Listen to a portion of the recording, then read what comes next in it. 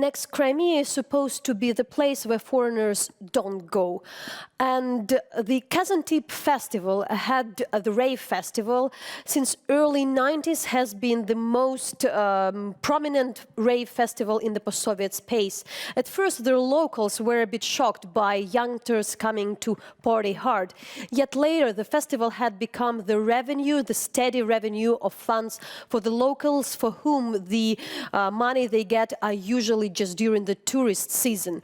Now the festival is banned for already 2 years, so it doesn't take place, and Hromadske correspondent went there to the village Popovka, where usually this festival had taken place before, and talked to the locals how their life has changed.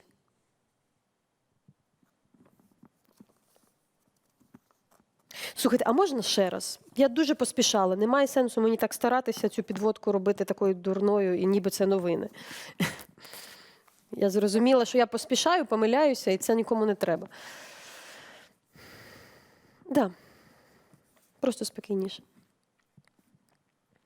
Annexed Crimea has become the place where foreigners are not supposed to go.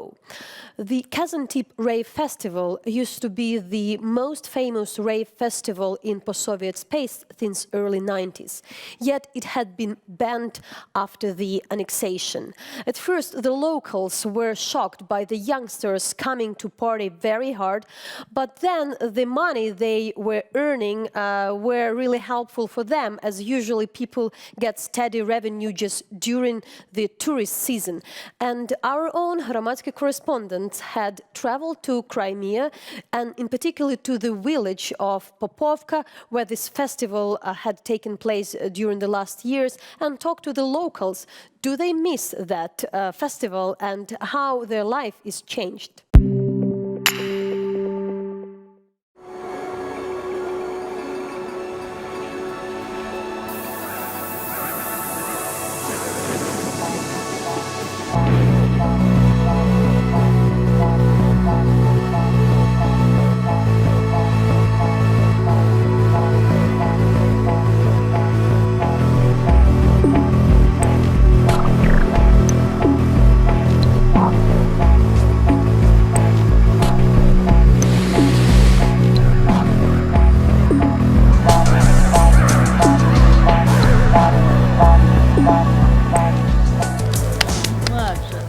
Подпрыгни еще, кричи ура. Ой, маленький ребенок, первый класс. Ну чого, добре було б, якщо б вернувся назад в Казантип. Хоч немножко уже було б легче нам. Наркотиков привезли бы сюда побольше, наркоманов. Їх везде. Що, неправда? І на Казантипі Ага. їх полно. Хто хоче, то употребляє, то употребляє. А хто не хоче, то і так нічого. А що, от зараз приїхали на Майовку, по богатым пошли, и все, богатые опять заработали, а мы опять как были, так и есть. Пенсия нормально, да. Проживем. Не прибедняйся. Спасибо Путину, что хоть там пенсию дал. Хорошую, можно на пенсию жить. Так что не прибедняйся, Маша, не плачь. Ну, вот не очень-то хватает, не очень-то хватает. Ну, если ты живешь нет. на широкую ногу, так нормально. где там на широкую, тоже, допустим, вот какая-то чуть заначка есть, и то добавляешь до пенсии. Нормально.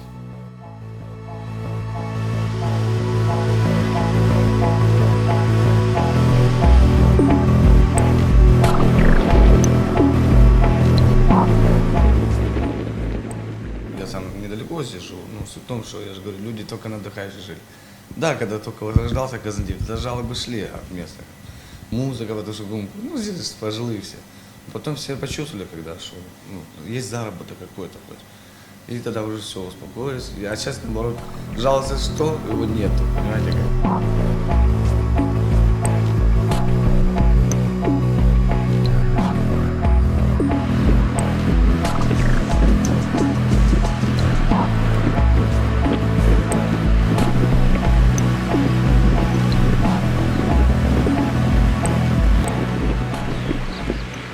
Приезжали небольшие группы такие, ребята с девушками. Совсем как по пальцам можно перечесть. не то, что было в далеком прошлом, когда все здесь пело, звенело, танцевало, радовало. Было очень дружно, согласованно, интересно и достойно. Так кто клевещет, что здесь было безобразие, это неверные представления. Здесь было очень много интересных людей, интересной молодежи, интересные представления. И это радовало. Все живущие здесь и все, которые отдыхали здесь, они все хотят сюда вернуться.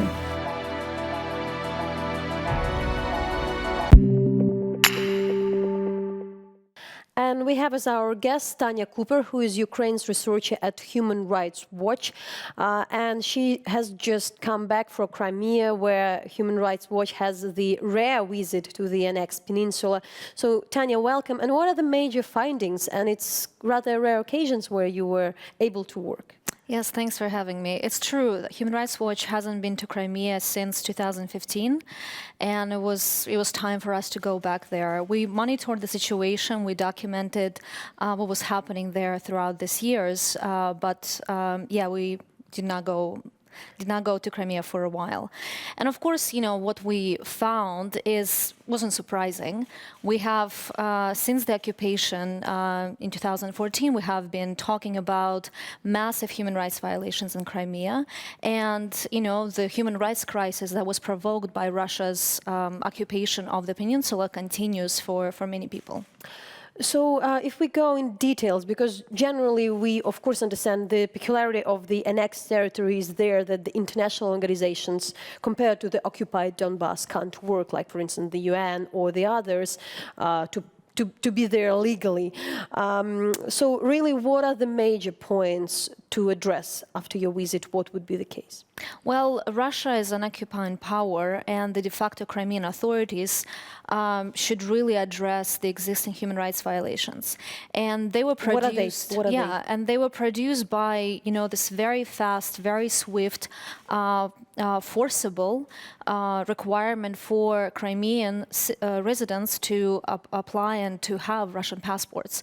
That led to discrimination of those who didn't want to do that in spheres of employment, medical care, education. But of course, when we talk about the Crimean Tatar community, who were very outspoken in their opposition to the policies of the Russian government in Crimea, they continue to suffer marginalization, isolation, but also legal harassment of many of their leaders, and for that matter, any critical voice that peacefully opposes what's happening in Crimea.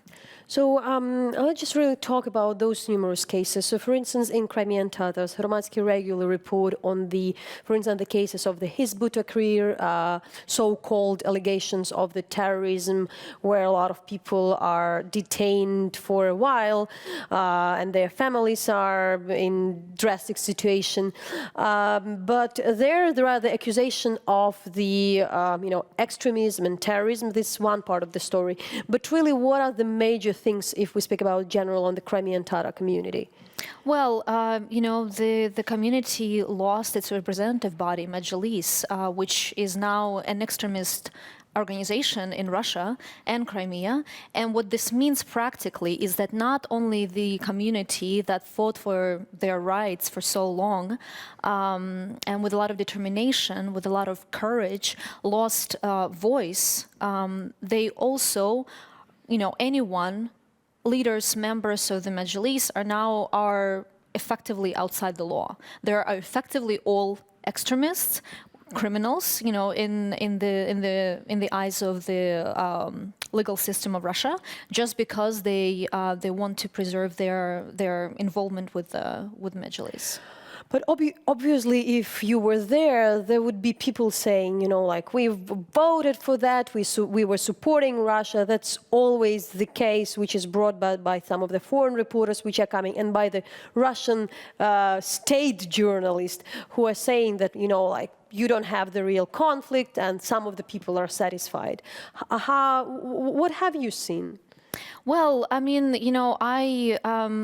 I have, I can accept that a lot of people actually wanted some of the changes that happened after the occupation. For example, some of the people wanted to be part of Russia, sure, but that shouldn't have come, their wishes and their willingness to support the actions of the Russian government in Crimea shouldn't come at the expense of so many others who didn't agree. And, again, like those people who didn't agree, who voiced their opinion peacefully, largely, they are right now are being prosecuted for their opinion and for their, unwillingness to accept the new policies. When people are speaking about the human rights abuses, they usually speak about the detentions, tortures, other things. And we know it used to happen. There are people who are like Oleg Sentsov, who are now in prison in Russia. He's not just the only one. There were the others. There are numerous cases. But really what I understand interesting is that you look to the other kind of also things. So like this regular everyday life of the people, which also, as I understand, can be considered a part of the human rights story. Absolutely. And again, this is what we are talking about when we're talking about a human rights crisis, that it doesn't only apply to those who have a certain political position and they're not afraid to voice it, like a lot of leaders of Crimean Tatar community, but it's also, this human rights crisis that resulted after the occupation concerned just ordinary people who, for example, had to make a choice to either become a Russian citizen or lose access to healthcare for themselves and their children and their families. So, for example, we talked to people who had a family member dying in a hospital as a result of the fact that she was refused to be hospitalized because she wasn't a Russian citizen. We talked to a father who had 2 children who could not continue their education in Ukrainian language because the classes that were, they used to go to became Russian language classes. And, he had to, for example, send his son to Lviv to make sure that he can continue receiving education in Ukrainian language. And what else you would say about the economical situation as well? How is it also, is it in your scope as well? Well, we looked, for example, at cases of people either, either afraid of losing jobs as a result of their citizenship, which, was not Russian citizenship, or those who were actually forced to resign or, were fired because either, again, they didn't have a Russian passport, or they had a pro-Ukraine position and were actually activists at some of the public demonstrations that happened in Crimea, and as a result of that were fired from their jobs. And this one case that we documented was of a history teacher who was fired after he appeared at a pro-Ukraine demonstration. How easy it was to talk to the people? Because what I think the challenge of covering Crimea, I myself try sometimes to go there, that if you are a Ukrainian reporter, you can have access to speak to the Crimean Tatars. You can have access if you maintain the contacts with the people you knew for a while, but they're usually very scared. It's very hard openly to talk to these kind of open pro-Russian authorities, because as soon as a Ukrainian reporter, you reach them, you can be then followed by the security service, and that's not the way you like to work. So you should work very, in a candid way. Vice versa, when the Russian reporters coming, that's very hard for them to really sometimes to show especially Russian independent reporters, they can't openly, due to legal restriction of the way they report and the punishment they may face for calling the Crimea occupied, they can't really talk to cover that part of the story. So really, how representative can be the coverage of Crimea, and how was it for you to talk and to have this picture, the real picture of what is the life there? Right. No, it's a very important question. And actually, when I was in Europe talking to some of the members of the European Parliament and, the representatives of European governments, there is this lack of information that's coming from Crimea, and everyone is, wants to know what's happening in fact for people. Are they happy? Are they unhappy? What can be done? And this, I cannot emphasize it more, that this kind of black hole that Crimea is right now for many who don't live in Ukraine is done on purpose, of course. And Russia and Russia's policies in Crimea created serious restrictions for effective constructive human rights monitoring in the peninsula, and this must be addressed. Again, as an occupying power, Russia still has a lot of obligations under international law, and one of the obligations is really not to restrict international and other human rights monitors from accessing the peninsula. So Tanya, I would also encourage our audience to watch our stories. We have Hromadske Crimea team, and we are translating and subtitling the best of the stories from the ground as well. There was a long piece we've done about the economic life, what is the life in Annexed Crimea 3 years after that. So that's you can find when you log into our web page. But to finalize, really, so what are would be major things, advice, concerns to address as the results of your visit? The main concerns, they remain the same, is to stop harassing and prosecuting Crimean Tatar community members for their, again, peaceful but insistent criticism of Russia's policies in the peninsula, to really take a look and start protecting the population and their access to, fundamental freedoms. That violations of which resulted after the occupation. And so, for example, as we talked about, allow education in Ukrainian language, allow people to access basic services such as healthcare, regardless of their citizenship, allow people to be able to access, to have access to employment and, again, other, spheres of their lives, without having to go through a forcible citizenship process. Okay, Tanya, thanks a lot for what you had said and done. We'll look also for the report, which would be, I see, available.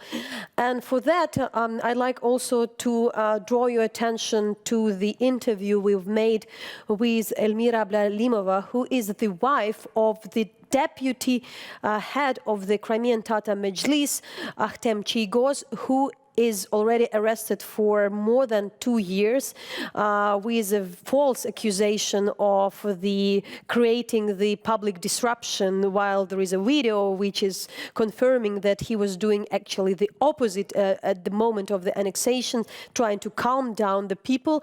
And she explained to us what is the life for her, what is her situation and the situation of her compatriots.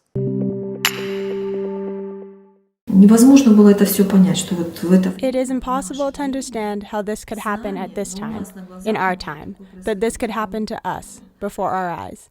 It's very difficult to talk about. Мое поколение, оно уже родилось с депортацией. My generation was born in deportation. I was born in Uzbekistan. But we were raised knowing our homeland was Crimea, and that we must return there. Our parents did everything they could so that we could return. When we returned, we didn't ask for our homes or property back. We went to the authorities and said, give us land, we'll build, and we'll live. Мы к власти обращались и говорили, дайте нам землю, мы построимся, будем жить. А в 2014 году, знаете, вот для меня... In 2014, they suddenly denied us entry to the other side of the barricade. They denied us the people there with whom we associated, who we considered our friends. Our points of view were in complete opposition. What seemed dangerous for us seemed very good for them, and for the first time, I remember it very well, we lived with the feeling of being in danger, the feeling of constant tension. And then Ahtem was arrested. I don't really remember that time because it was catastrophic and unpleasant for me. I just didn't know what to do at that moment, what actions to take. How did this happen? Why? What for? But after a while, I grew tired of being afraid.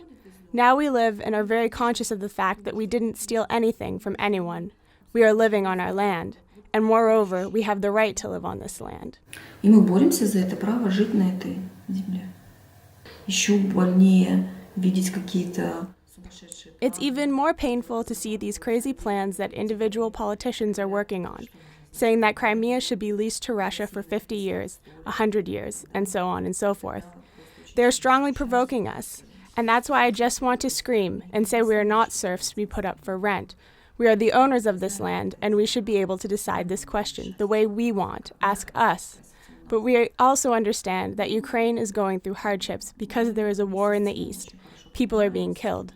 But we really hope that society, politicians, and the president of Ukraine will do everything in their power to get back Ukraine's territorial integrity and become a strong European state.